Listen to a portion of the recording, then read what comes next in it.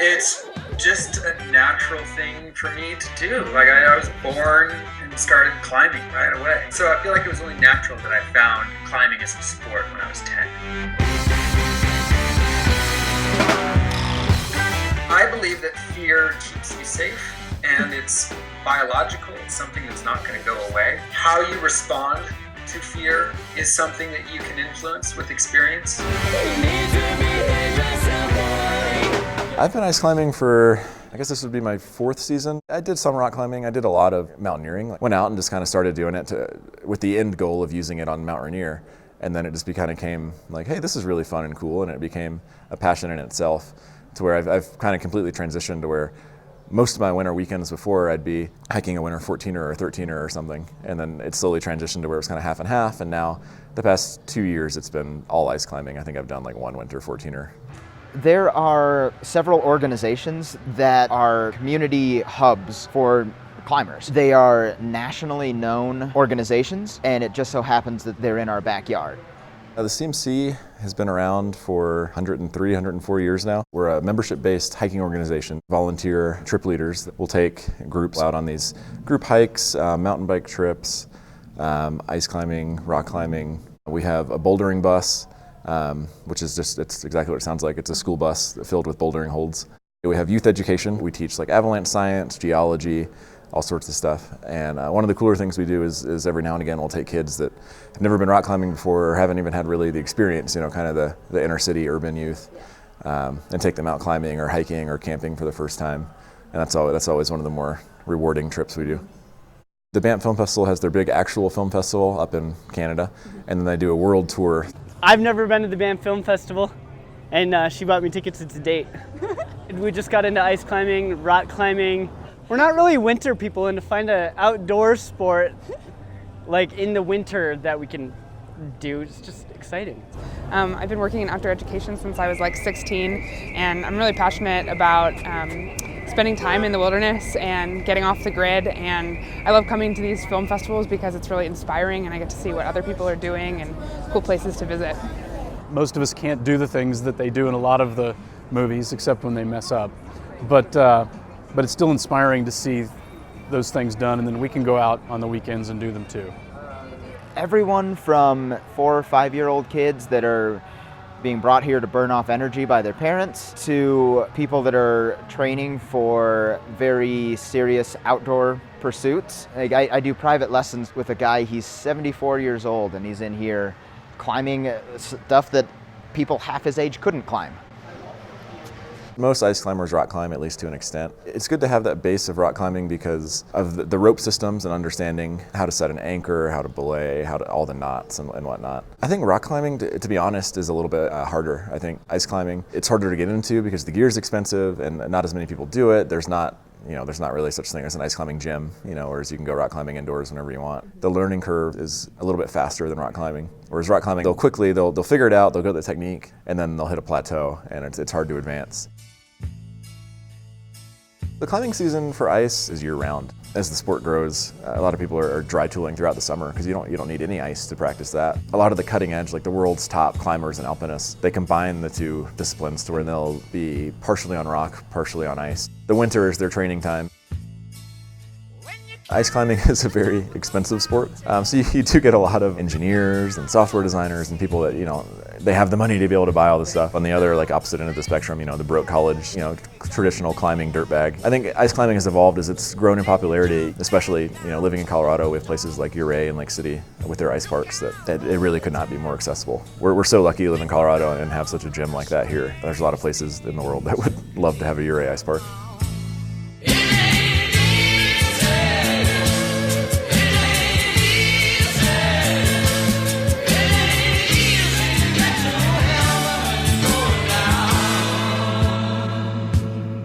We're not supposed to be climbing up. Gravity dictates otherwise.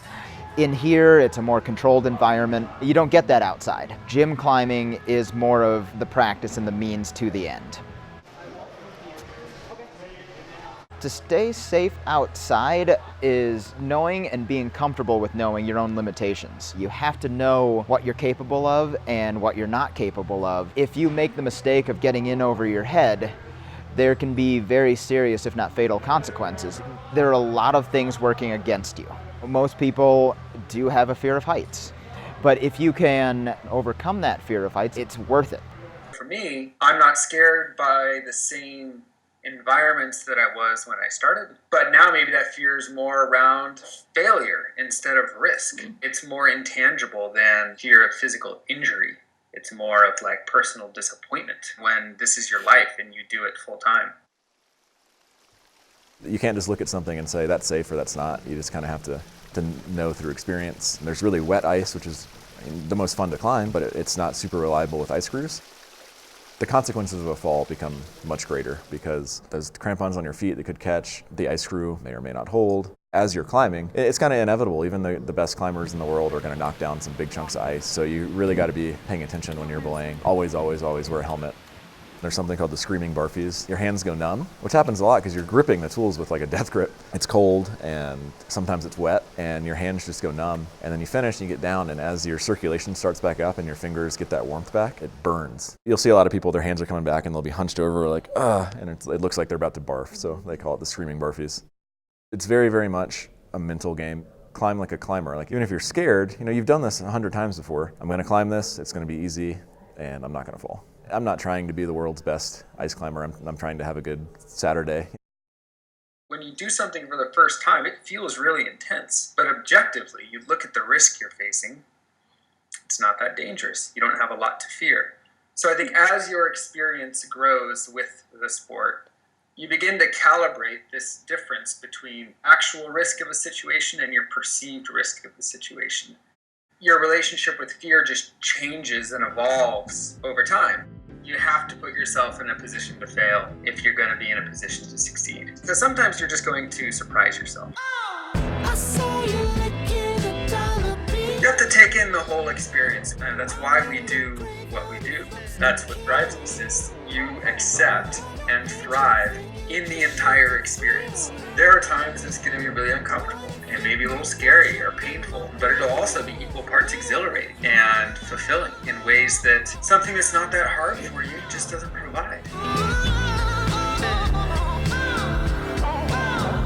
I climb because of the physical and mental challenge. Not only does it take a great deal of strength to do this at a high level, in here there's more of a puzzle solving aspect to it. It's knowing how to do all these movements, but then putting them all together in a complex movement that accomplishes your goal. I have found it very rare to get both of those things wrapped up into one sport. I've traveled all over the country, and I will continually run into the same people that maybe it's been several years since I've seen them, but I'll see them at another place and we can instantly pick up where our last conversation left off. I don't know what it is about the climbing community, but it is very tight-knit. The different backgrounds of all these people that you meet, and the only common thing you have is climbing. And that's enough for you to spend months on end climbing with these people, is the fact that you all love to climb. It is just super fun. You go out there and swing your tools around. If you had a long week at work, it's a good way to get some anger and stress out, swinging pointy, sharp objects at ice. The group of people that ice climb, it's a lot smaller of a community than rock climbing. The people that I go ice climbing with are 75% of the reason I enjoy it. When you're hanging out at the Uri Ice Park, you're climbing for 10 minutes, 15 minutes out of every hour. The rest of the time you're kind of sitting around like hanging out with your friends, and the camaraderie that comes out of it, whether it's ice climbing or taking the same guys and going to Rainier or just meeting on a Thursday night for beer in Denver. It's very rewarding to be a part of that community. My climbing, I kind of divide it between fun, training, and preparation kind of stuff, and then a couple big projects each year. As an athlete who has the best job in the world, those lines are pretty much blurred. Even when you're working on an epic project, you're having the time of your life. One of the biggest things that has bled into my everyday life is being humble and the humility side of it.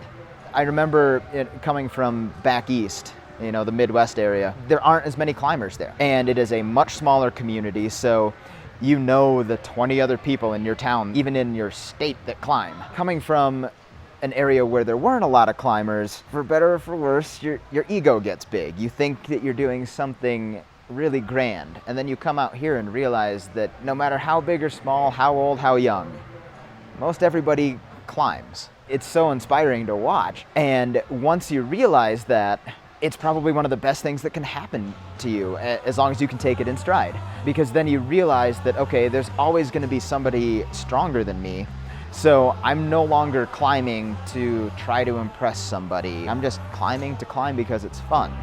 I'm at the base of the mountain running uphill.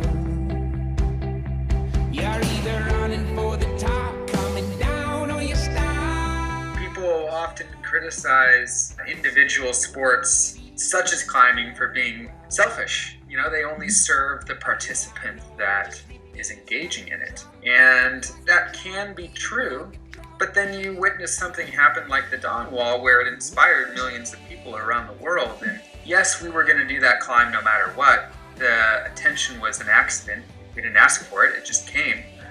But the result was far from a selfish endeavor. It was something that inspired a lot of people. It inspired a lot of people to pick up the sport for the first time, to look at their own life and see what they could be tackling that they weren't, maybe they were avoiding. And that's just one example of climbing not being pointless. Well,